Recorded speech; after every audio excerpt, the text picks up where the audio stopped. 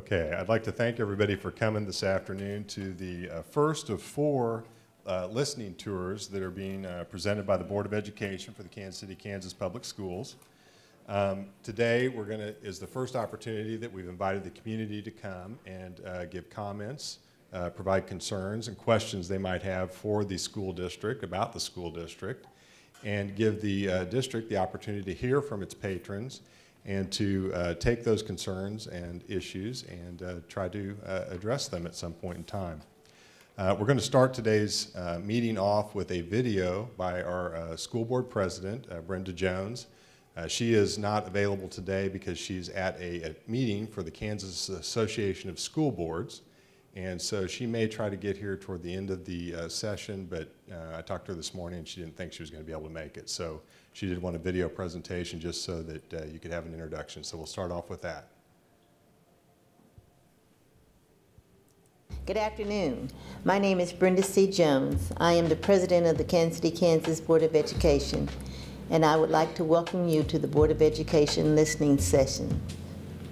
This month and next, as we begin the process of transitioning to a new superintendent, we're hosting listening sessions across Kansas City, Kansas, in order to hear what you want for your schools and for this community. Our district has a clear vision. We're striving to be one of the top 10 school districts in the nation. We know that we have achieved our vision when we reach our district goal. Every student will exit high school prepared for college and careers in a global society. We know our students are prepared when they graduate Diploma Plus. A student who graduates Diploma Plus will graduate with a high school diploma and one of the following additional endorsements: completion of at least one full year of college, completion of an industrial recognized certificate or credential, at least a 21 on the ACT or 1060 on the SAT, completion of a qualified internship or industry-approved project, acceptance into the military, completion of IB diploma program or career-related program, an approved plan for post-secondary transition. We will reach our goal through our mission, inspiring excellence, every grown-up, every child, every day. That work begins in preschool, where we work to build a strong foundation in academic and social emotional skills. At the elementary level, we focus on building strong literacy skills and leadership development. At middle school, our students experience project-based, hands-on learning, career exploration, and college and industry visits. As students enter our high schools, which are organized into career and college academies, they participate in real-world experience tied to their career interests. They get to choose the academy that matches their interests, from civil engineering and architecture to health informatics. From teaching as a profession or law enforcement and public safety, and for Sumner Academy students, the full International Baccalaureate Diploma. Today, we want to hear from you about our work and about how we can strengthen it. We look forward to hearing your thoughts and ideas. Thank you for coming.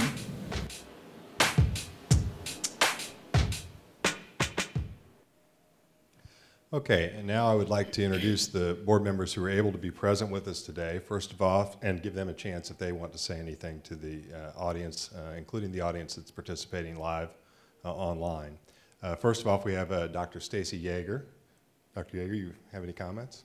Yes, I want to welcome everyone here. This is so exciting to be able to listen to your feedback and to give us comments about what you want to do.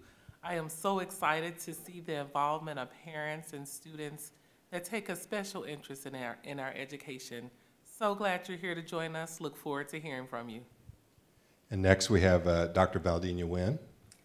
Good afternoon, and likewise, welcome. This is an opportunity for us to hear directly from those who are involved. And so we welcome your comments, and we are listening with both ears. Thank you. Ms. Janie Humphreys.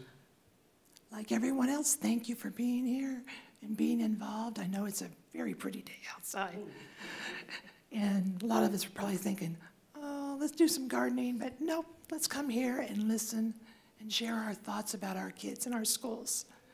And like Dr. Wynn said, we're here to listen to you and get back to you later with responses if you have specific questions. Thank you. And finally here today we have Wanda Brownlee-Paige. Again, I too would like to thank all of you for coming out. It is a beautiful day, but it's also a beautiful day inside because you took the time to come and to share. One of the things I know when I was running, we had said this is something that we wanted to do. We want to hear from the people and see what their concerns are. Some couldn't make it, but I know they still have concerns, and they'll find a way to get to us.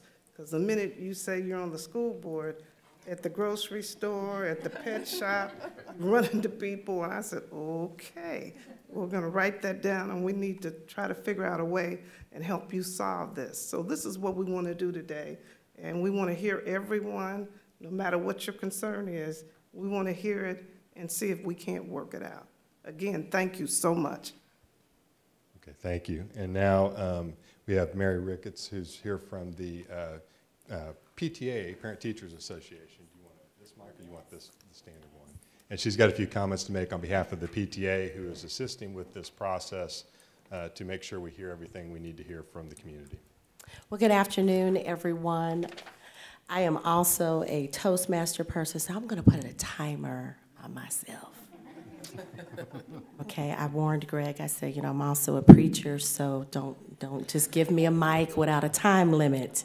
So I also told her that she was welcome to try to save me as the day goes on. So she was But I have a few things that I wanted to share. First of all, we are very appreciative that the board is giving us some time to share with everyone what PTA actually stands for. Ms. Humphrey asked me, how did I get involved? And I'm like, well, I'm not quite sure how I slid into it, but it started off at Eisenhower Middle School. And when I realized that PTA was so much more than cookie sales and chocolate sales and sell the trash bags, and because I was just, that's not for me. I'm a salesperson, but I didn't have time for that. But when I realized the impact and really the power that we have as a PTA, I was just struck because I didn't realize what we actually did as a PTA. So I'm not even going to try and make up anything. I want to share some things that we have going on with PTA, including at the national level. I didn't even know we had this, but we have a Public Schools Week. And I thought this would be a great opener. Listen to this. It says National PTA is joining national education groups representing principals, superintendents, parents, and other civic organizations for Public School Week.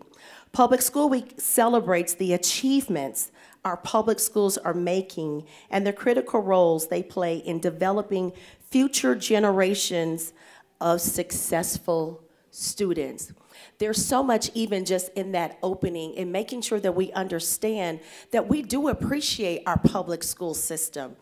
I got the advantage of a little bit of both. I had some years at Notre Dame, but I am absolutely a Wyandotte Bulldog class of '85 graduate. Bulldogs. Yes, and I'm excited about that. So having a little taste of both, I have learned to appreciate what we do as a public school system. My sister graduated from Sumner Academy in '81. My oldest child, class of 2008, Sumner Academy. I have a son that's a sophomore at Sumner. I have a 6th grader at Eisenhower Middle School. It means a lot to me to see our community get to a place of excellence where we can be and where we should desire to be, and it happens with education. Let me finish this other piece. It says, as a part of Public School Week, which is actually March 12th through the 16th, 50 national organizations are going to introduce a joint statement in support of public education to promote the positive impact public schools have on our nation's young people and the communities in which they live. It is so much more than just the teaching side to our public school system. We are the foundation for our communities. The teachers spend more time with our kids during the school year, Monday through Friday, than we do as parents. It is so important that we give them the support that they need, challenge them when we've seen things out of order, and then support them again as they make strides to improve and make things better.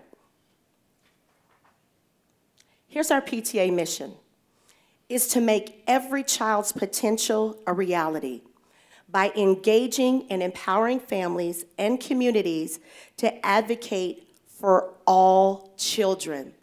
I was amazed when I found out how many different nationalities and cultures and dialects that we have in KCK. I believe the last count was 69. Does that sound about right? It's even higher. Dr. Lane's like, it's higher. 70? 72, 75. Watch this. It's a lot. It's a lot. For years we thought, oh, it's becoming, multicultural because we have a large impact of the Hispanic community. It is so much more than that. There are some schools that I walked in and I was in shock. I was like, oh my goodness, I didn't know that we had so many different nationalities, even at a Grant Elementary. It is phenomenal. There's a family there from Laos. How do I know that? Because they're also members of my church. And I'm like, oh my goodness, you're here. I didn't know what school you were at. They're doing excellent. Why? Because we do have an excellent system. Can we make it better? Absolutely. One of the things that I hear from most of the teachers and most of the principals, they need parent involvement. We need us as parents to be involved. I'm going to throw a curveball on that because it's not just the parents. We need community involvement. I love when someone says, well, I don't have children at school anymore. I don't have to be bothered with PTA. Yes, you do. We need your input. We make an impact on what's going on with the children and with our community. I was amazed as I became involved at the state level that, oh my goodness, we actually do go to Topeka. We have a team that goes up there to help and have conversations with legislation about what is going on with our school dollars. How do we help impact that? We help impact that by supporting our PTAs. I'm watching my time. I'm doing pretty good. Here's some of our PTA values. Collaboration. We have a great desire to work in partnership with other organizations within the community. I have had the privilege of working with other community leaders like Broderick Crawford, Adrian Roberson, and others that are really determined to see a change, not just in the urban core, but in the entire KCK school district, which we have a large stretch, you guys. It's not just 3rd Street, it's all the way out, all the way past Providence, almost to the Legends. We have a really large area that we cover, and it's important for us to think about how do we meet the needs of every family, of every parent, of every teacher, so that we can make a change. So collaborating with others is extremely important so that we can bring value. I was speaking with one of the mothers in the audience earlier that her daughter graduated last year. Great, but she's here today. Why? Because it has to mean something to her. Whether it's we still have kids or we have grandkids or we just care about what the neighbors are doing. Here's our other value, commitment. We're dedicated to children's education, success, but also their health and their well-being as a strong family. When we hear about issues that have happened in other school districts, especially when we have concerns of drug abuse amongst our teenagers, or if it's the suicide attempts that we've heard about and we've seen happen in some of the other districts, the same thing can happen right here in KCK. So it's important for us to make sure that we're offering support to the parents, support to the teachers. What do I need to look for as a teenage parent of a teenager, let me word that right, parent of a teenager, that I need to look out What's going on if they're battling depression, if they're battling being bullied at school? Is it peer pressure? What are some of the things that we need to do to support that? That is something that we want to step in and assist with as a PTA. We talked about diversity, all of the 70+ different dialects that we have within our community. I was able to get some information a few weeks ago about how many refugees we have that are now in the Kansas City, Kansas School District. It's phenomenal to me that we have parents and families that are coming over from Sudan and other countries where there is no English being spoken in the home. How do we help them? How do we get some interpretation going on for documents for them to read that is not just taking their kid's word to interpret something? Come on, we know what we would do. Oh, Mom didn't understand that? Oh, yeah, Mom, that's a good thing. Just sign that and turn it in. I won't confess too much, but I did it. Respect. We value the individual contributions of our members, our employees, volunteers, and partners. We want to collaborate. So here's the other thing I want to say. We have some areas and some districts in this country that are 100% PTAs at every school. There is value in making sure that your school has a PTA. We advocate for the children in a level that most of us just working every day as parents, we don't have the time and energy to do it. But if I can help support the organization that does, if I can support whether it's just, hey, I paid my dues, but I don't have time, that's fine. You can help get the word out. You can help encourage another parent to make sure that they come to Family Advocacy Day. Make sure that they show up to the board meetings with great questions and great concerns so that we can help make our student success greater. Diploma Plus, I think, is a fabulous program. We're here to help support that program. We want our parents to know that if they have a need, if they're not seeing it, that they can come to their PTA and not worry about being bullied on a cookie drive. I'm going to give myself about 20 more seconds. The other piece I want you to understand is that PTA actually has a phenomenal legacy. It was, we are 100 years old now? We're more than 100, aren't we? Monica Crow's in the audience. Our state is 104 years old. We've been around for a long time. And it started with three women that cared enough, merged their organizations back in 1970 to make sure that the children in their communities were taken care of, both in the home, at the school, and in the community. Thank you so much.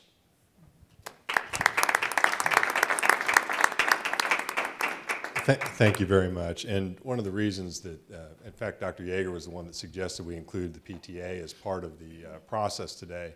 It's really important to recognize that we have a lot of organizations that work with the school district and can provide a voice for parents and for the community in terms of expressing needs or concerns on a daily basis so that you don't have to wait for an opportunity like today where you have a one-off listening session with the board. You always have other ways or avenues that you can communicate with the district or with the particular school, and we get a lot of benefit from the PTA and from parents' involvement. That's one of the #1 factors that plays into how well kids do in school. So now that we've got the preliminaries out of the way, let's get to the gist of today's meeting, and that's our opportunity to hear from you, the community, the parents, if we have any students, whether it's online or here in presence. So we've got a few ground rules and not too many, mostly just to kind of keep organization of the meeting, keep things flowing. As you came in today, there was an opportunity to either sign in or put a card in place. We're going to try to take people down in the order that they turn the cards in so that we get everybody sort of moving through. Even if you don't want to put your topic down on the card, I would ask that you at least put your name down so that we have an order that we can go through in terms of getting people to speak. We would ask that you limit your comments to about 2 minutes, give or take, just so everybody has a chance and an opportunity to talk. And then lastly, if you have particular concerns that might relate, because this is a public meeting, if you have a particular concern that relates to your son or daughter, or a specific student or a specific person, a personnel type of an issue, we would ask that you refrain from using those names of those individuals, and we will refer you to one of the district administrators here today so that you can address that concern specifically. We just don't want to have a public discussion about a particular student or a particular employee in a public session, okay? With that in mind, we will pass the mic around and allow you to have your comments. We would ask that you identify yourself as you go forward and make those comments. So the first person we have is Sally Murguia. You don't have to be, I suppose. If you want to pass, somebody's got to be first, though. Well, hello again. I know you've seen me before. I'm very grateful that you're having these listening sessions, and I hope that the community really does participate and raise all their own thoughts. I am a parent volunteer. My child graduated last year, but I still go to Emerson Elementary every Wednesday to be in first grade, and I go to the site council at Argentine Middle School because I do believe the community needs to be involved in schools. So I appreciate your reaching out to the community for our comments. I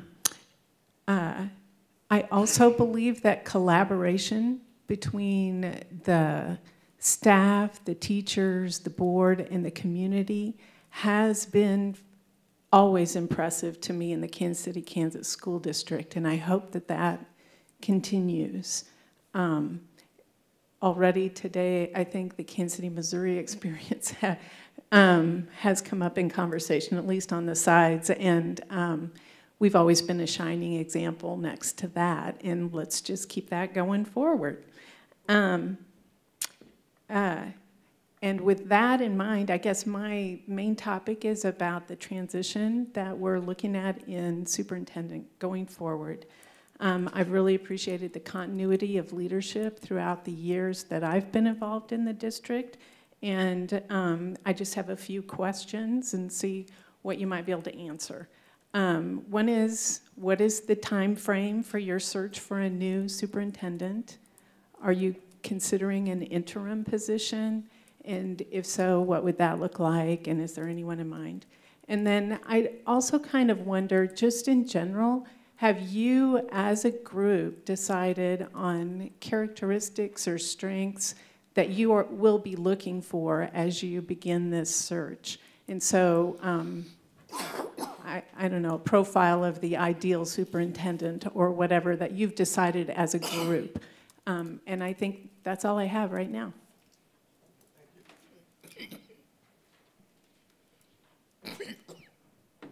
And I do understand that there may be some people who have signed in who maybe don't want to actually speak, and that's fine. If I call your name out and you don't want to, you're perfectly entitled to not do that. Although we do encourage you to make comments if you have comments or questions.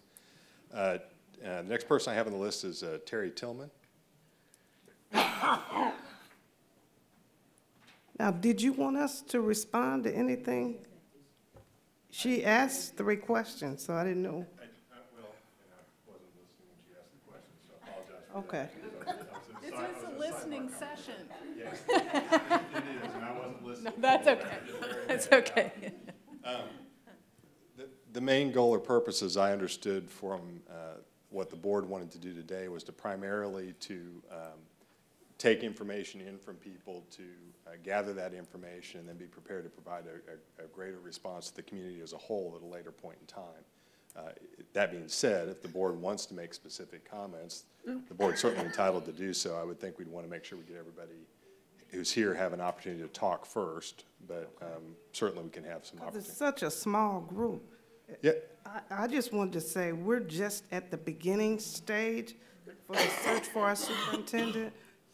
We were all given a packet for about 5 companies, and we all had to, we're reading up because we're going to talk about it today after this meeting and kind of critique what we've seen, the costs, some of the things that they're offering and so forth, and we're just at the beginning stage.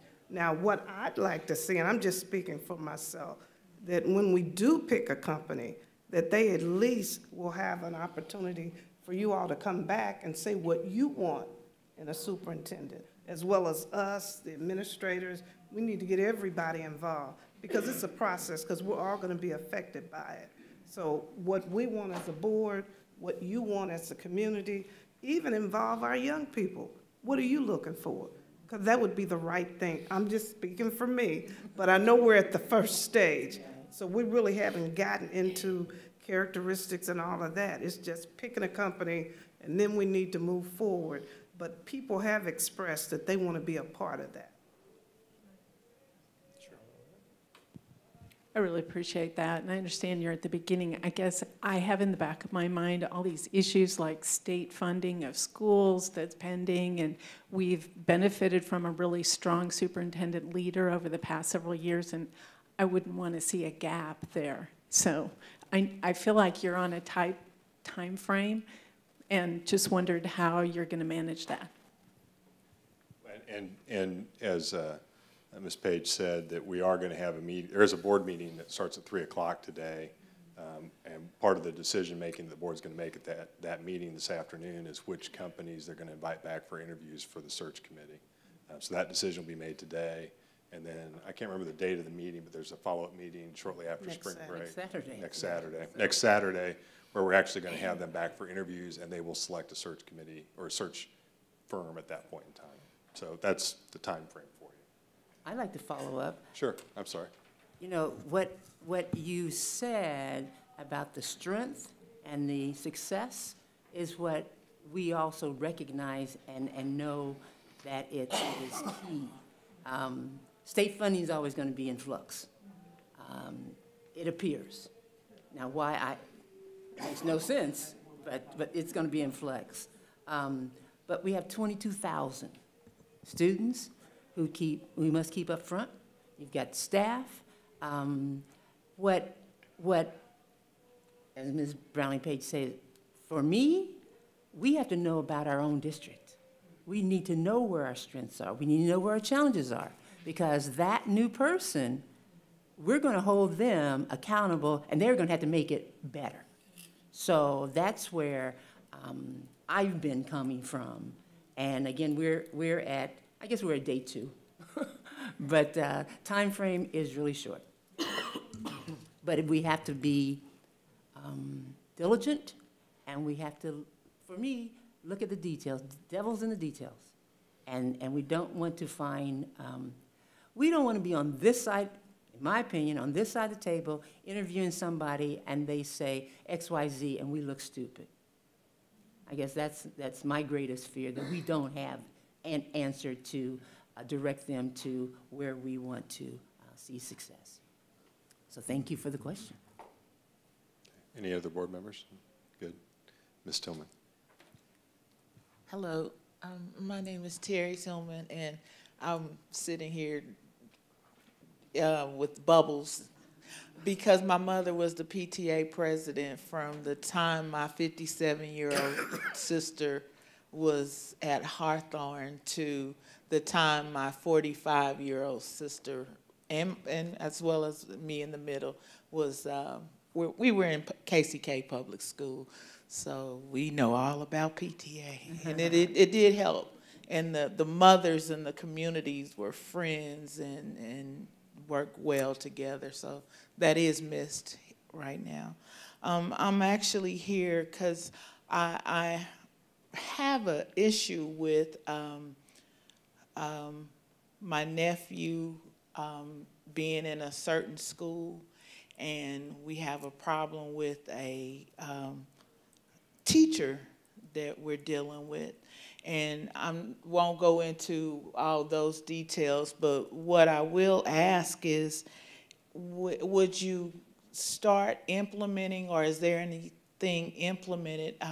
He has been receiving problems with the adult with inclusion, not being included in different things. So what I'm gonna try to say today, can you offer more training for the teachers or the extra duty teachers, because that's the situation he's in an extra duty situation, with more community exposure. My mother and I raised $75,000 for Hawthorne to have the first playground in Kansas City, Kansas. And I remember when we went in, fought tooth and nail with some of the teachers. And finally, when we were getting ready to crack, we weren't going to quit, but we were cracking. One of the teachers said, well, all I heard was negative things about the community, which wasn't true. You know, they heard that this was a drug-infested welfare community and nobody worked, and so that they wanted to berate and belittle and couldn't understand why we wanted to do something positive for that community. So I'm asking that maybe some of the teachers that aren't from this district have more community exposure and mentor new teachers. You know, when they're young coming in and they don't really know. One of my cousins is a principal, and she said that she was dealing with some of the issues with some of the teachers coming in with, I only want to deal with this set of children and not this one. But you have to learn inclusion. Inclusion is what's most important. Maybe mentor the organizational leaders. You know, you just can't work with people that you only like. It just doesn't work like that. That's not the world that we work in. You work with people that you do not like and would prefer not to interact with, but you have to as a professional. You have to. So they have to learn that you are molding and mentoring and teaching young people whether you like them or not. So I'd like for them to have more skills on that. Like she said, and the teachers are the most impactful persons that we come in, the children come in contact with. You know, so if you're telling them, no, I don't want to deal with you, you know, whatever, no, everything is negative. If that child does not have a strong support system, they may internalize that and they may give up. So, you know, teachers need to understand that their health and well-being, maybe, you know, he could have easily given up, or he could have easily quit, or just stop his goals right there. But, you know, he has that support system. And then I just want to know, is there anything about inclusion or help, or anything in place to help the teachers with the situation like that? We feel like he was targeted and treated really unfair. And I called to file a grievance, and it's been 10 days and no one has followed up to call me back. So I'd like to see who I talk to about that also. So thank you. Sure. And as far as your nephew, right? It's my nephew. So before you leave today, talk to one of the administrators here. Marcy Clay probably is the appropriate contact, so that she can have some direct interaction with you on your specific issue with your nephew, okay? I would like to. Yeah, I'm sorry. Go ahead. Dr. Yeager, I think you interjected first. She's first. I too went to Hawthorne and graduated from Wanda High School, so I understand that area, and I love the area because my grandmother still lives there. But I do want to make a comment.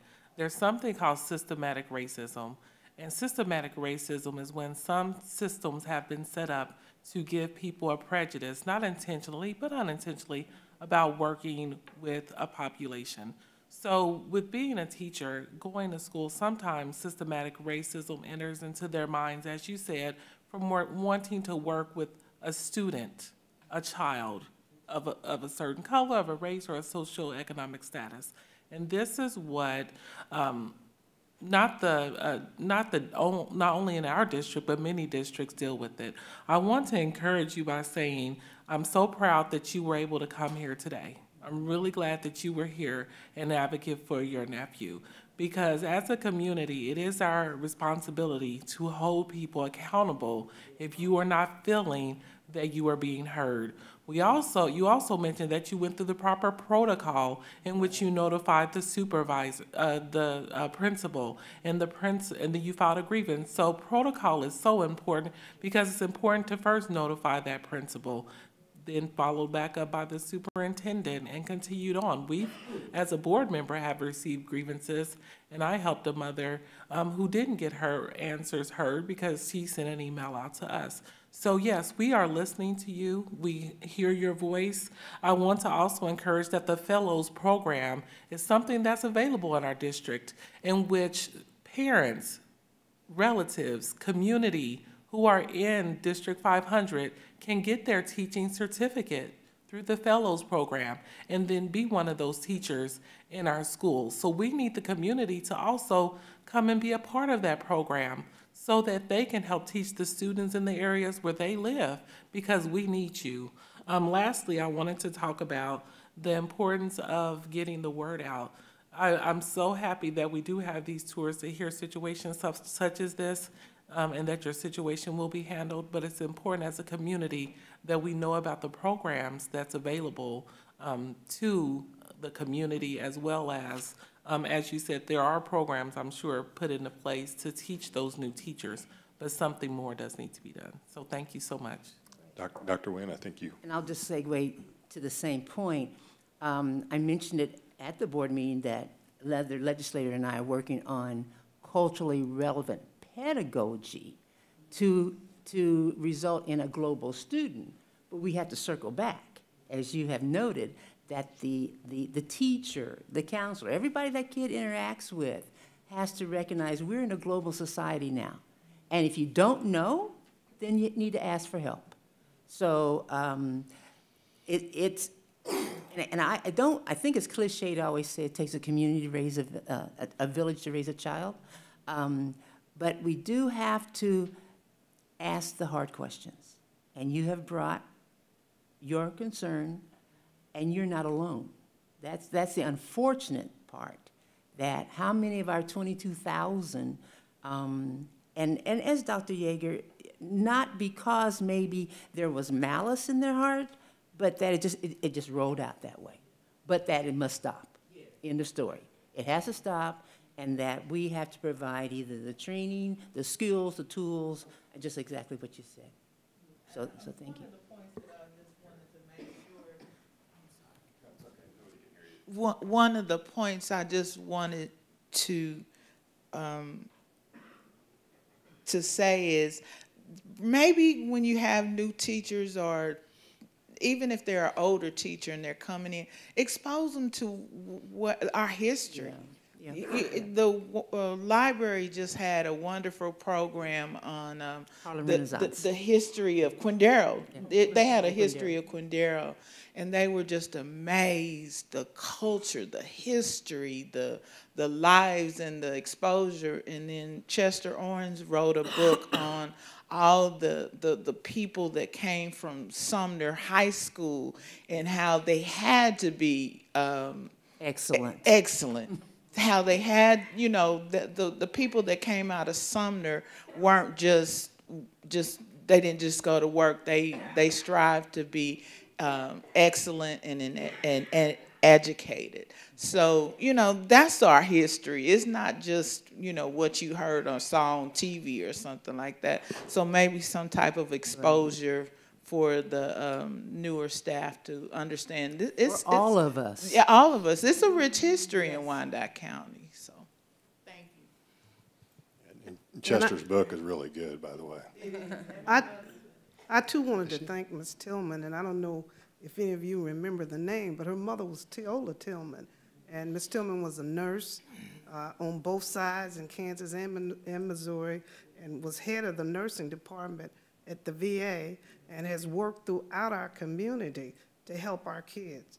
Even when her kids were out of school, she went that extra mile, and if she was still alive today, she would be here at this meeting, she would be saying something, and we do appreciate it. And I had the privilege of working with this Tillman at Welborn Elementary School. She ran the after-school program, and we were able to do some things to try to help our kids. And the beautiful thing is, I think that that's what we all want.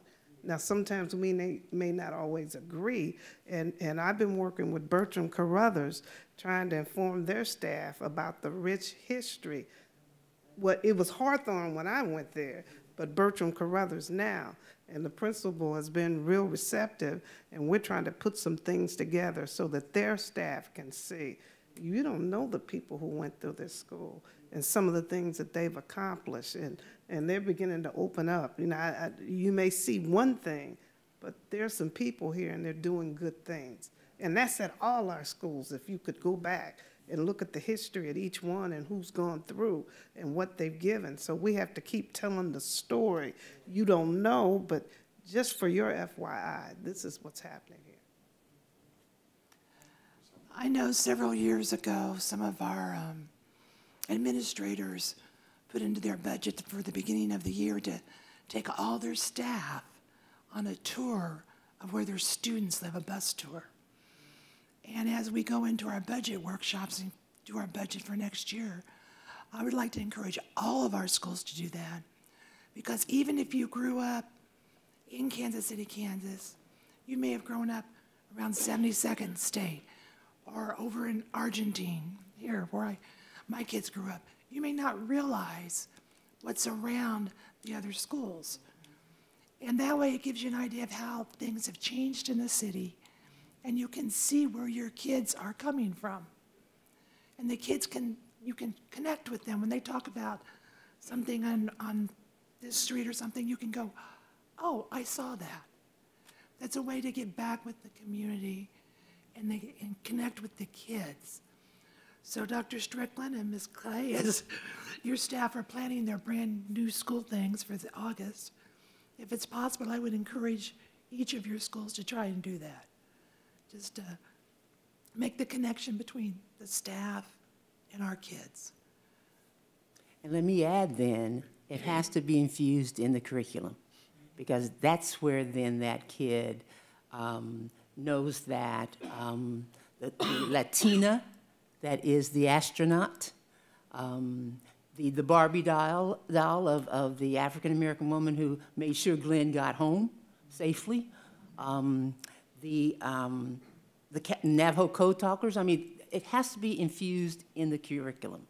And that then shows those different faces that there are role models in the world, that they're mathematicians, they're astronauts, and that they can do that basic math. Thank you. Next on the list, I have Monica Crow. I really don't think I need your microphone. Oh, for the TV? All right. Sorry. Oh, I better hold it way down here. Some of you know me, some of you don't. My name is Monica Crow. I am actually the Kansas PTA president. Very proud of what you said, Mary. Thank you. But I am also a community vision member. I have a 27-year-old daughter who went through KCK schools. I have an 18-year-old daughter who is at Northwest Missouri State right now, who was a product of KCK schools. My husband's family has lived in the Kansas City, Kansas area their whole lives. The original 4-room Hazel Grove, my brother-in-law shoveled coal to keep the teacher warm on the nights that she couldn't get back to her house. So as a member of this community, I was asked to be a part of the community vision team. We met with a lot of other folks. Sometimes there were 50 or 60 of us, and sometimes there were 100 of us in that room. And we poured over lots and lots and lots of data about our schools and our community and the age of the buildings, the maintenance on the buildings, the capacity of the buildings, what it takes to keep them going. So as a part of that community vision team, I also was on 3 different committees that stemmed from that to help get that bond passed. So my thing is that you guys are all new board members, and I love each and every one of you because you are here because you have the passion for our children. But the thing that we need to make sure that we do is we need to keep striving to keep moving our schools forward. And in doing so, by passing that bond, and I mean, like I said, we worked really, really hard to get that information out to the community members. I've never attended so many football games in my life as I did last year, or events, period, at schools. But we need to make sure that we told those people that it would touch every school in some way. So my purpose here today is to make sure that you guys know that as a community member, we need to make sure that we stay on task and that we need to stay on the goals that we've got on that 5-year plan that we have for the bond itself, so that we can continue to improve the schools and we can make those deadlines, and then we can keep making sure that we get the schools that our children in this community, all of our children, deserve. Well, I'll comment because I know one of your daughters. Yes, but again, rest assured that we are very aware of timelines, responsibilities, and we take it very seriously. And so that is the message that we are, in my opinion, sending to the community, that yes, we read everything, we question everything, and it's our responsibility to tell you why we're doing that, and so that we're quite aware of deadlines and calendars and dates, because we also, three of us, we're not new, but even if we were new, we know how to proceed according to protocol. And I'd just like to add, and thank you for asking that question, that if you have any other questions, please ask us, because there's been a lot of stuff out in the community that is not true. Because we do ask questions. We're school teachers. It's just our nature. Who, what, where, when, why, how. And if you come on to something new, I would think it odd that we would just sit here and not say a word. Oh, no. You know, but you know, we've been hearing that, well, you got one side telling us, hey, ask questions. Why is this? What is that? I said, you know, I thought about that. I'm going to ask that. I'm curious, too. Then you got another side saying, well, you shouldn't ask anything. And I think we're sending the wrong message with that, because we're teaching our kids to be inquisitive. You know, when I was in school, it was Bloom's taxonomy, where we dealt with the different fact recall, we synthesize, we evaluate, we do all that. And that's what we want to do, and that's what we're doing here. We're trying to find out. We know that the voters, the way they voted, and we're going to make sure, but we want to make sure that everything is in order, that we've dotted our I's, crossed our T's, and that we spend the money wisely. Right. And that's been our thing, because we want it. The building should be definitely improved. Every school needs to be fixed, and I think that's the future plan, to make sure that they're up to date. And I know I was in a building, I won't say the building, but quite a few people got cancer. And I've always wondered, is it something in this building? I have no scientific proof, but when you watch 5 or 6 people die, and then you see 3 or 4 people come up with breast cancer, you gotta wonder what's going on in here. And the commonality for all of them is that they were in the same building. So we know there's a need, that we gotta do something to fix these buildings so that everybody's safe and they're secured in terms of the structure and everything. So we wanna do we're not out to, contrary to popular belief for some people, we're not trying to just say, oh, stop it now. No, we want it to do, because that's what the people voted. Right. And we're here to do the right thing. And again, please ask questions, because that's what we're doing. And if you don't agree with something, we may have to agree to disagree, but at least we can be civil and talk to each other. And you have been. And I hope that we're responding with the same passion, because I grew up here. My goal was, when I left to go to school, was to come back here. I didn't want to teach anywhere else. I wanted to make a commitment to my neighborhood, to make a difference, and to work hard and keep working hard. So we appreciate your question. Thank you. Okay. Actually, really, I feel bad. It really wasn't a question. It was more of a statement. But I just wanted to make sure that you guys know, I mean, I wear lots of different hats in this community, too, as well as most of us do. Mm-hmm. And that's my thing, is I know how hard that we all, as a team, worked with the school board and the school district and the community members, and we raised money, and we did, you know, everything that we could think of to make sure that that bond got passed, so that we could make sure that we did touch every school in the way that we told those people that we were going to. And I just need to make sure that we stay on track and make sure that happens. Okay. Next on the list I have, is it Deb Hartage? Hartje. I'm sorry, I didn't mean to mispronounce your name. Hi, I'm Deborah Hartje. I'm a transplant from Illinois, so I really don't have a lot of history. I will say, though, I've been in the Kansas City area for about 20 years, and we chose to move to Kansas City, Kansas in 2013 when I started working at an urban mission agency, and we said we want to move into the city. Two things landed us here. One was your commitment to being one of those top 10 school districts. We said if there is a school district that's making that commitment, says we want to do that and move in that direction, we're willing to support that and we want to be a part of that as well. The other thing was that I had middle school kids at the time, middle school and elementary, and so I went and talked to Jeremy Brigham, who's the principal at Argentine Middle, and talking with him, he talked about great community involvement and just encouragement from the outside. And had lots of good things to say. So I have an 8th grader at Argentine now, and I have a freshman at Harmon. Love Diploma Plus, love that they're moving in that direction. I think that gives them a lot of direction. And so I think that that's awesome.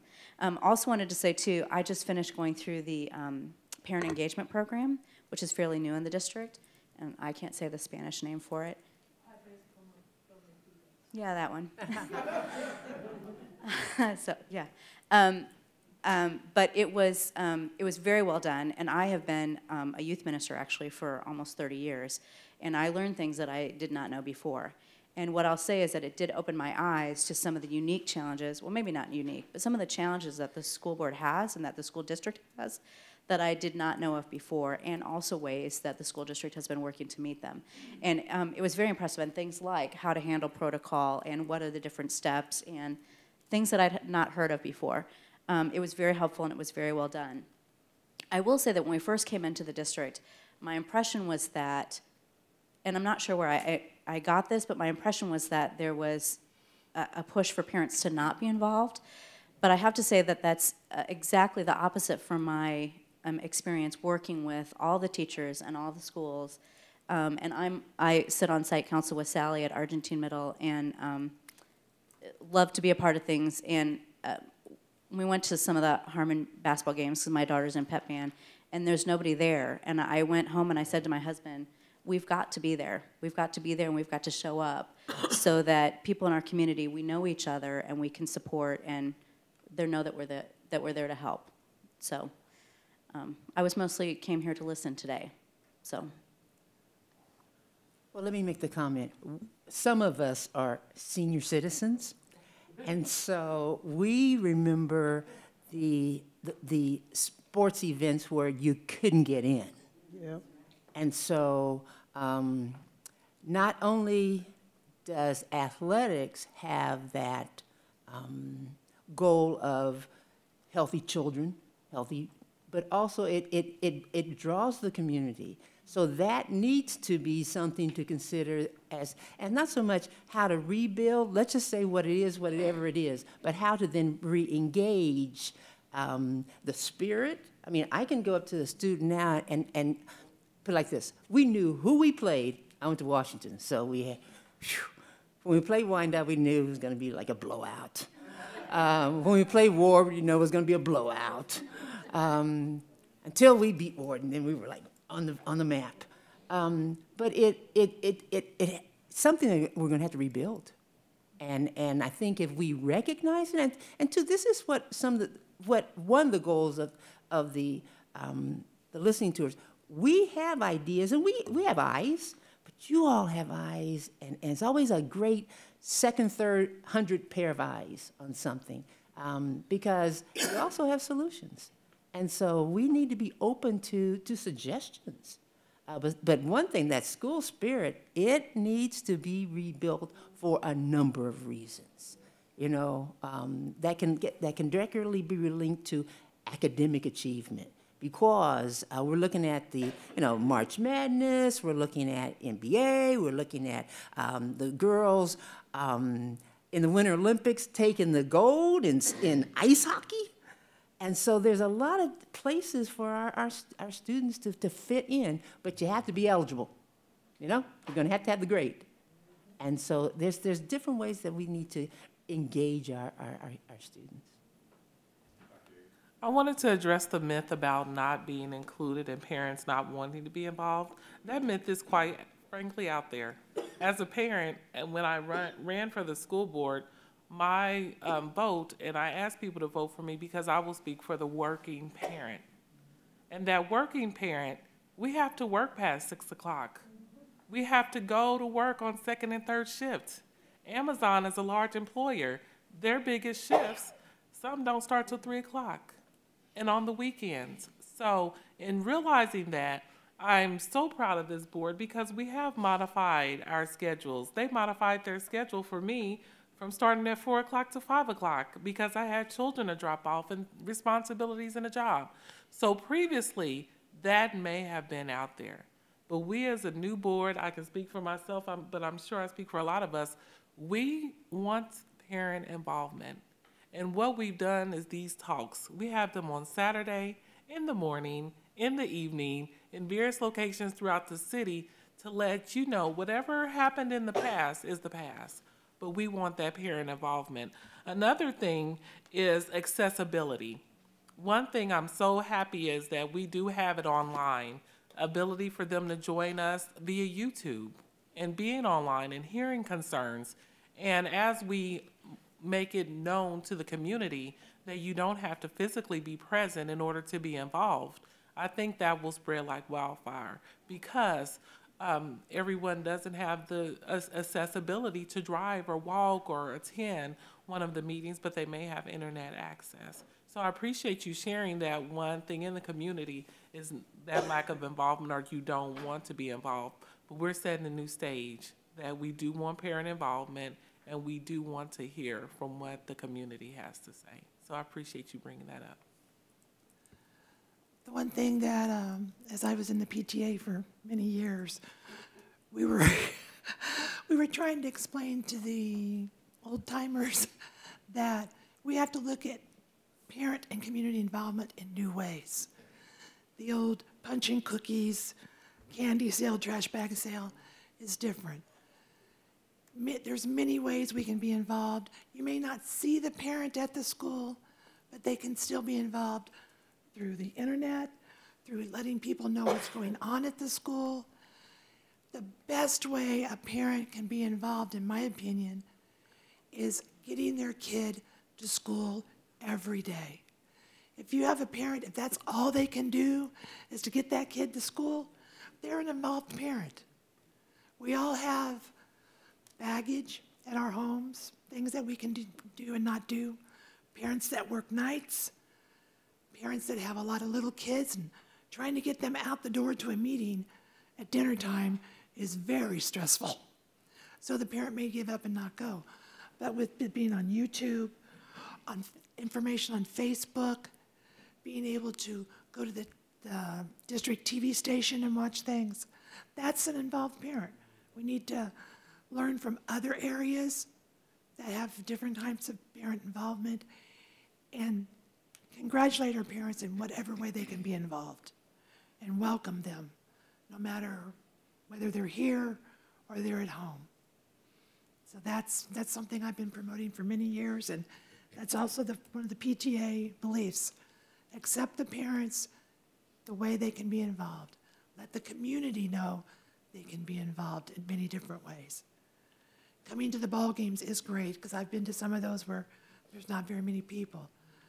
But we have to look at what our parents are able to do, and then also let the senior citizens know they can get a special pass to those ball games.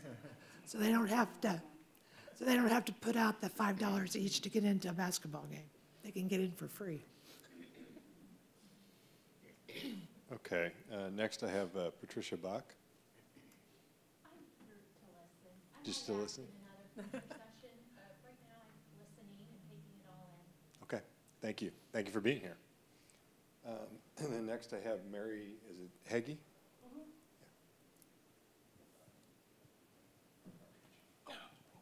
Good afternoon. Good afternoon. I too have had 4, I'm not a public speaker, so you all have to, and I'm enjoying this so far, but I've had 4 children to come through District 500, and I am a proud parent of a 10th grade biology teacher.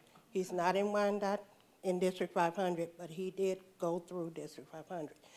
I ran across an incident Thursday that was very concerning, and I just kind of have to ask.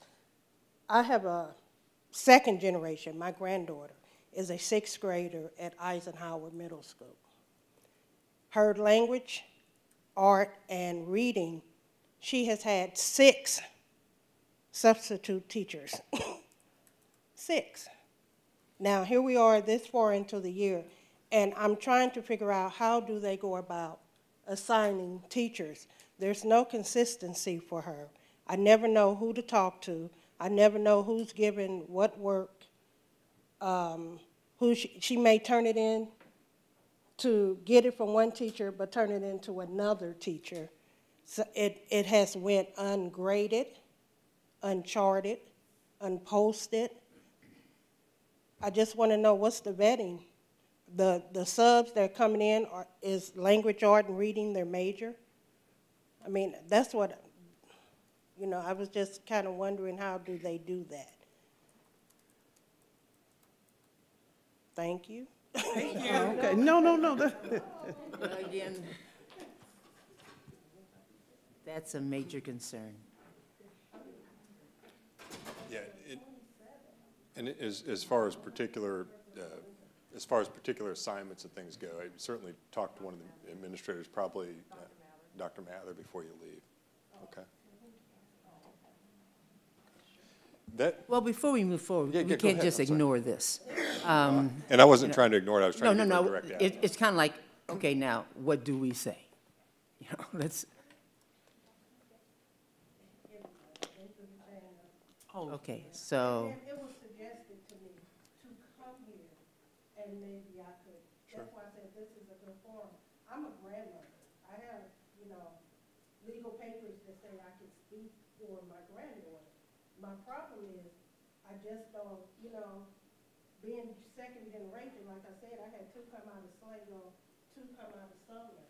So I'm not unfamiliar with District 500 or anything, and my kids did great. I mean, but with her, and she's a 6th grader, it's just no consistency. I mean, it's just kind of all over the place, and when you talk to people, I don't want to go in, and I go in with a concern, but I'm dealt with on the defense, you know, well, you know, and what is your complaint?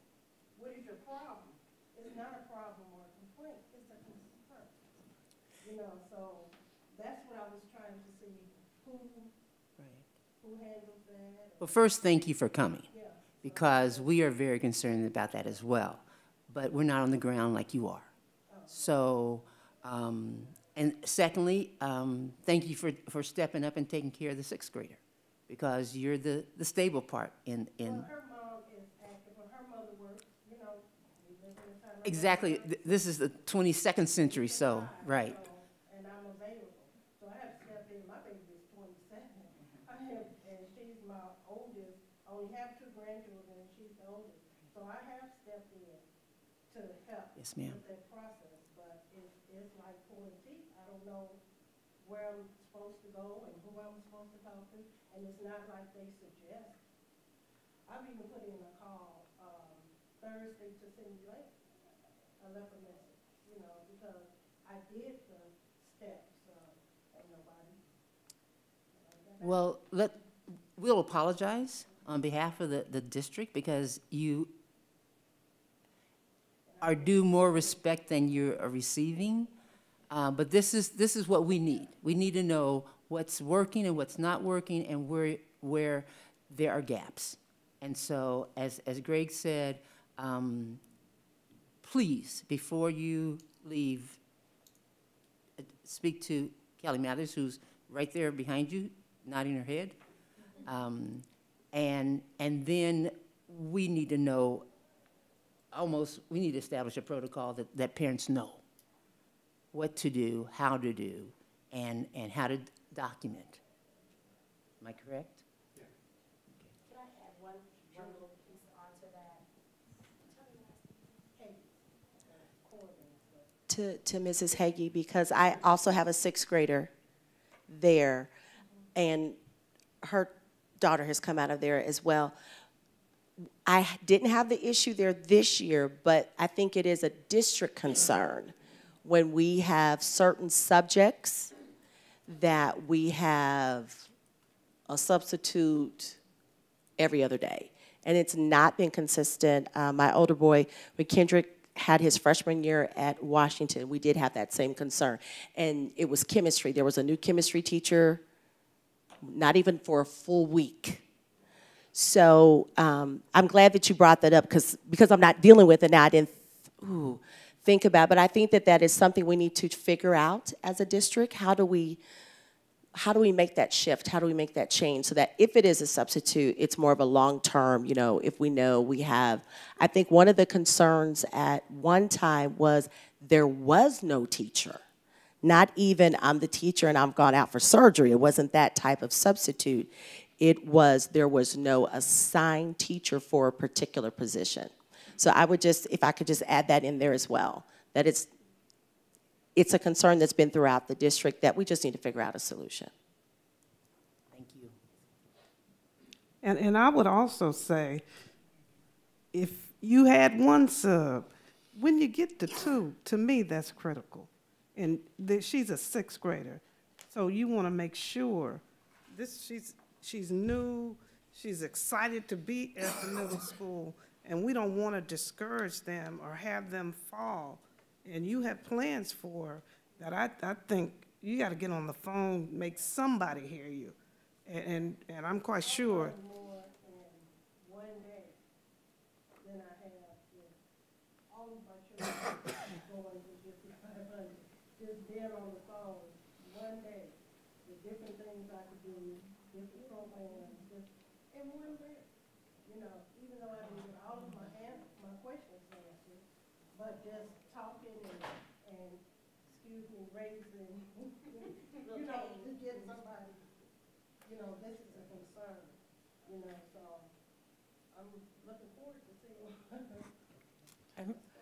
And I wanted to comment at the last meeting, we did discuss a strategy for substitutes in modifying some of the things that we have done in the past for substitutes.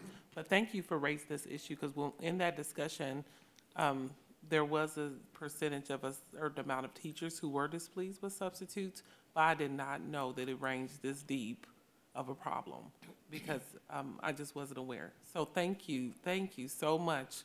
Awareness is such a great thing because if someone is not aware of an issue, when you go in to make decisions, you don't quite know how to fix it. So as issues arise and things get answered, I'm sure we will learn even more on the talking tours, but there's just so much that I've learned so far in this meeting that I had not heard of before. Have you had access to our parent-student handbook? Yes. Did it help you at all to go through to read through that and to see what your steps should be? Did it help? Is there things that are missing out of that maybe we could add? Well, not on the level of the sub. I mean, on the level of who you can Contact. Go speak to a counselor, and you know if the child is struggling. And in this case, what had happened, my child is starting to reflect of having all of these different things. Her grade has, you know, so that's what made me get more involved now. I wanted to sit back and say, okay, this is the part of life, she's resilient, but she's not one of those kind of children. I'm sorry, you like the child is not like that. She's a very quiet child, so she gets lost in the shuffle. And meanwhile, you know, she's getting lost. So I was just wondering if a person is coming in and they're not even, it's a sub and they're not even qualified to teach. And let me say, she has her 3 times, this class, 3 times. So that means at least 2-3 times a week is somebody different in there. Language arts, reading, and family advocacy, but I know that's not, you know. But what I'm saying is it's somebody different. Every 2-3 days, somebody might stay 4 days, come back back the next week as somebody different. So it is affecting. It's nowhere in the parent handbook that says if your child has 6 sons. Thank you. Call me up. If that's what you're saying.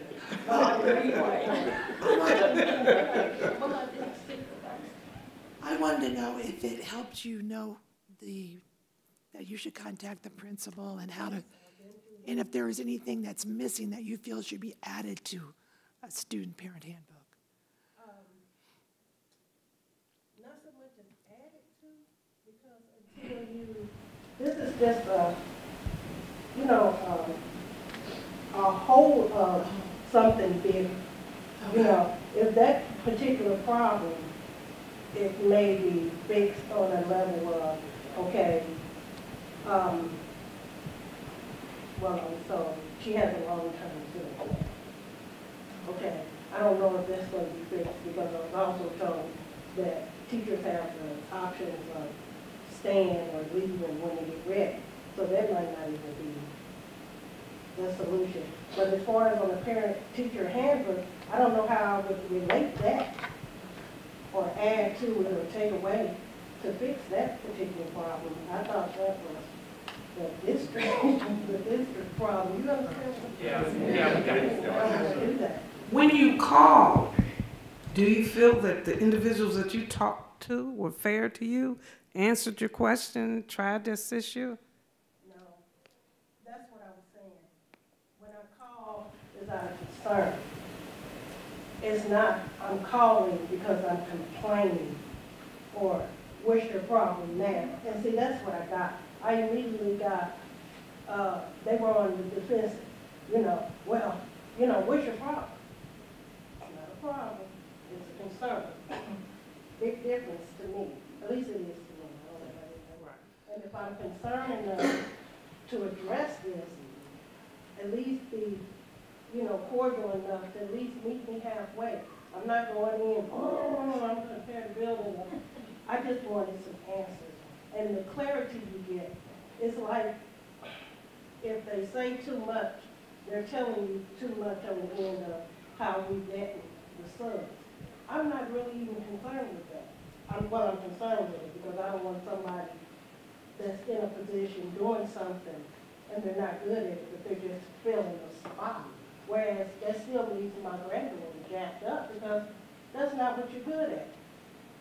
I just want to know, can she get some consistency? Can you get some people in that know what they're doing that's going to overall help my 6th grader transition into 7th grade? Right now, she said at a 27,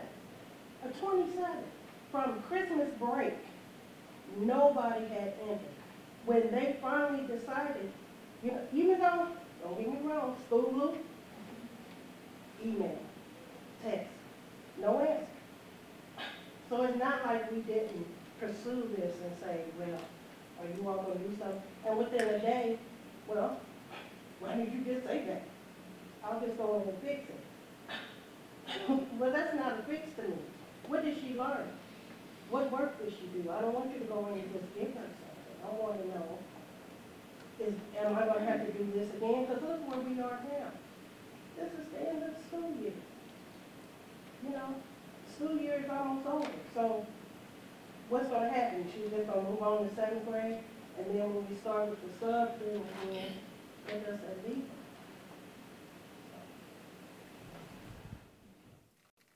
Thank you for coming. Well, it's serious. Yeah. We take it seriously. Yeah. And so please communicate, but then we will get back with you. Because again, I don't know how many situations, we don't know how many situations are like that. But we do take you seriously. Yes, please. Yes. Thank you. Yes. Please. Yes. It is being addressed. It will be. Yeah. Yeah. Yeah. Thank you. That's all the people I have down on the list. I know there are other people here. Are there other people that want to speak today that are present?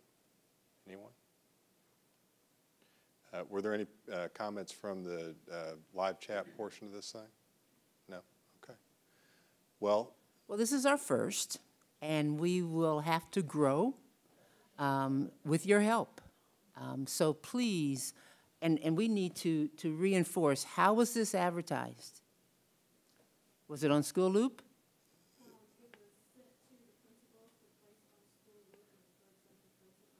Do we know it was on School Loop, or do we not know? It was on School Loop. Okay. And it was advertised in several news outlets. In addition to that, I saw several ads. There was no flyers for the. Well, speak up.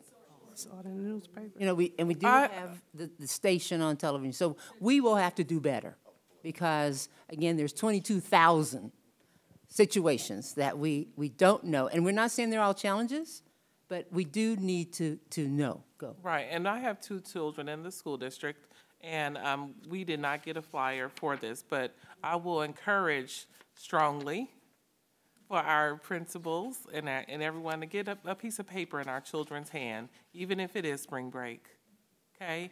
No matter what, it's very important for us to be that voice that we want to see. And I'm so excited because I love that although that it's recorded and it's on YouTube, we never can forsake the point that people love to go back and look to see what happened. We have working parents. There's a number of people who had to work today or maybe out of town. The great thing is we have 3 more sessions that's going to occur, and the playback is just a great thing. So we're going to reemphasize the date and the location, and we will do better, and we will get back with the individuals who made comment, and even they're archived. The is archived. Yeah, all the information today was taken down. Right. We will get back in sort of a more global fashion. To sort of reemphasize what Dr. Wynn was saying, we do have 3 more dates scheduled for the listening sessions. There will be advertisements out for these, but they are Monday, March 19th from 6 to 8 p.m. at Wyandotte High School. Saturday, March 31st from 1 to 3 p.m. at Washington High School. And Tuesday, April 3rd from 10 a.m. to noon at the Central Office Training Center. We thank everybody for coming out today and for voicing your concerns. If you had concerns or topics that you didn't feel comfortable addressing to the group, please take an opportunity. There's a lot of school officials here today. The board members are here today. Take a moment to talk to them individually to make sure those concerns and issues are expressed to the school district as a whole.